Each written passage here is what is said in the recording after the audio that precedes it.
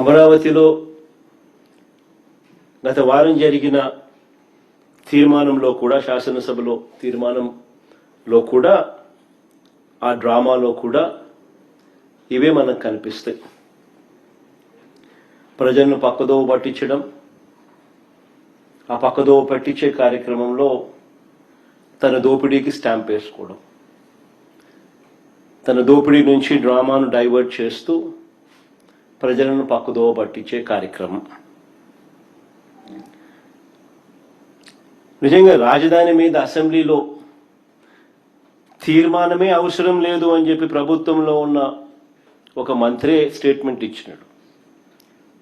పార్థసారథి అనే వీళ్ళకు సంబంధించిన మంత్రే స్టేట్మెంటే ఇచ్చాడు, రాజధాని మీద అసెంబ్లీలో తీర్మానమే అవసరం లేదు అని చెప్పి.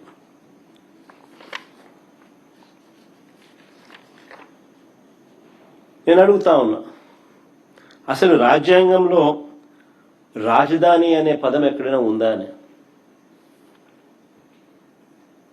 రాజ్యాంగంలో ఎక్కడ రాష్ట్రాలకు సంబంధించి రాజధానులు అనే పదం ఎక్కడా లేదు. దేశానికి మాత్రమే రాజధాని ఉంటుంది తప్ప రాష్ట్రాలకు రాజధాని అనేది కాన్స్టిట్యూషన్లో లేదు. Only seats of governance. ఈ ఫ్యాక్ట్ నిజంగా కూడా ఎవరు కూడా మర్చిపోకూడదు. సాక్షాత్తు కేంద్ర ప్రభుత్వం కూడా రాజధాని రాష్ట్రాల ఇష్టం అంటూ అధికారికంగా వీళ్ళు మన ఏపీ హైకోర్టులో కౌంటర్ అఫిడవిట్ కూడా దాఖలు చేసినారు.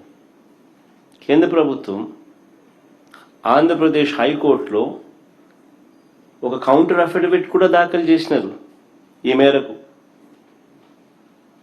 రాజధాని విషయంలో కేంద్ర ప్రభుత్వానికి ఎలాంటి పాత్ర లేదు అని కూడా ఆ అఫిడవిట్లో వాళ్ళు పేర్కొన్నారు.